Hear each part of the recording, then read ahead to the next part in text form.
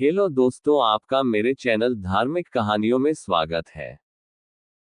एक बार ब्रह्मा जी अपने जन्मदिन पर अपने द्वारा बनाई गई सृष्टि के बारे में सोच रहे थे। उन्हें लग रहा था कि उन्होंने सृष्टि का विस्तार करके भूल की है। पशु तो आपस में लड़ते ही हैं, देव और असुर भी इससे मुक्त नहीं है। कई बार तो सुर और असुरों का युद्ध बहुत ही भयंकर होता है। वह इसी सोच में रहते थे कि किस प्रकार इन लोगों को सही पाठ पाया जाए। एक बार की बात है कि ब्रह्मा जी भगवान विष्णु का ध्यान कर रहे थे। उनका जन्मदिन निकट आ रहा था। वे चाहते थे कि अपना जन्मदिन वह भगवान के चिंतन भजन में मग्न होकर मनाएं। आखिर उनका जन्मदिन आया। वह प्रातःकाल उठकर भजन पूजन करने लगे। भजन पूजन के बाद वह बैठकर संसार के बारे में सोच रहे थे। तभी उन्हें लगा कि चारों ओर से जय जयकार की ध्वनि आ रही है। उनके पुत्र नारद जी वीणा बजाते हुए और हरि नाम का गायन करते हुए आ पहुंचे। ब्रह्मा जी ने पूछा, वत्स नारद, यह कोलाहल कैसा? किसका स्वर सुनाई पड़ रहा है? लोग इधर ही बढ़े आ रहे हैं। ये कौन लोग हैं जो ब्रह्मलोक में धावा बोलने आ रहे हैं? नारद जी ने कहा, पिताजी, क्या आपको पता नहीं कि आज आपका जन्मदिन है? जन्मदिन मनाने के लिए सुर, असुर, मानव और पशु योनि के प्राणी भारी संख्या में आ रहे हैं। वे आपकी जय जयकार भी कर रहे हैं। नारद जी का कथन सुनकर ब्रह्मा जी सोच में पड़ गए। अब क्या किया जाए? ये लोग तो शांत वातावरण को अशांत करने आ रहे हैं। ऐसे कोलाहल में मैं भगवान का चिंतन भी नहीं कर सकता। ये सोचकर उन्होंने नारद से कहा, वीणा पानी, इन लोगों को रोको।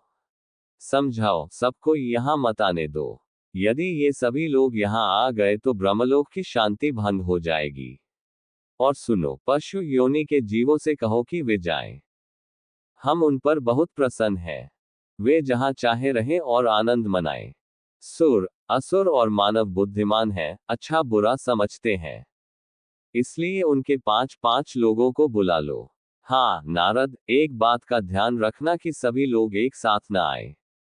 अगर सभी प्रतिनिधि एक साथ आ गए तो परस्पर झगड़ने लगेंगे। सबसे पहले सुर समुदाय का प्रतिनिधि आना चाहिए। वे जब चले जाएं, तो असुरों के प्रतिनिधि को आने देना। उसके बाद मनुष्यों के प्रतिनिधि से मिलूंगा। ब्रह्मा जी की बात सुनकर नारद जी ने कहा, पिताजी, ऐसा ही होगा। सबसे पहले देवताओं के प्रतिनिधि ब्रह्मा जी के पास गए और बोले, प्रजावत्सल, आज आपका जन्मदिन है। हम सब देवता आपको बधाई देने आए हैं। आपसे प्रार्थना है कि हमें कुछ ऐसा उपदेश दें जिससे हमारा जीवन धन्य हो। ब्रह्मा जी ने देवताओं की बात सुनी, फिर आंख बंद करके कुछ सोचा। उसके बाद कहा, जाओ, मैं जीवन बिताओ। इसके बाद असुरों की बारी आई। असुरों ने भी ब्रह्मा जी का गुणगान करके कहा, पितामह, हमें कुछ भी ऐसा आशीर्वाद दे कि हमारा कुल उन्नति करे, हम लोग सुख से रहें। ब्रह्मा जी ने उन्हें भी की सीख दी। अब मानवों की बारी थी। नारद जी ने मानवों के प्रतिनिधि से कहा, जाओ, ब्रह्मा जी से तुम लोग भी आशीर्वाद ले लो। मनुष्यों का प्रतिनिधिमंडल भी ब्रह्मा जी के सम्मुख उपस्थित हुआ। प्रार्थना की, उनका भी कुछ इस प्रकार मार्गदर्शन किया जाए कि धरती पर मानव प्रसन्नता पूर्वक रह सके। ब्रह्मलोक से सुर, असुर और मानव का आशीर्वाद लेकर आए, लेकिन उनकी समझ में न आया कि ब्रह्मा जी ने सभी को का ही आशीर्वाद क्यों दिया। बल दे सकते थे, बुद्धि का आशीर्वाद दे सकते थे और संगठित होकर जीवन बिताने की समझ दे सकते थे। वे सब ये सोच ही रहे थे कि नारद जी वहां आ पहुंचे। सब लोगों ने अपनी शंका नारद जी के सामने रखी। कहा, देवर्षि, अब हमें क्या करना चाहिए? नारद जी ने देवताओं से कहा, परमात्मा ने तुम्हें योग्य बनाया है, सब प्रकार का सुख तुम्हें दिया है, इसलिए दर्प छोड़ो, अभिमान न करे। अब ससुरों ने पूछा कि हमारे लिए क्या आज्ञा है? तब नारद जी ने कहा, तुम लोगों में बल है।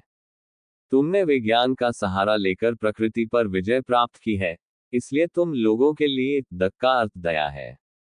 किसी को व्यर्थ न सताना, सब पर दया करना, सबको फूलने फलने का अवसर देना।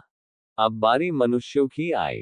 नारद जी ने उन्हें कहा, ब्रह्मा जी का कहना है कि तुम लोग दानमय जीवन बिताओ।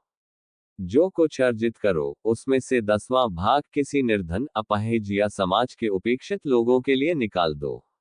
अगर तुम्हारे पास पैसा है, बल है, तो लोगों की भलाई के लिए तालाब खुदवाओ, धर्मशाला बनवाओ, जहां पथिक विश्राम कर सकें।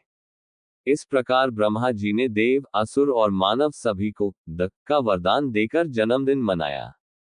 ऐसे ही धार्मिक कहानियों के लिए मेरे चैनल को सब्सक्राइब करें, लाइक और शेयर करें। राधे राधे।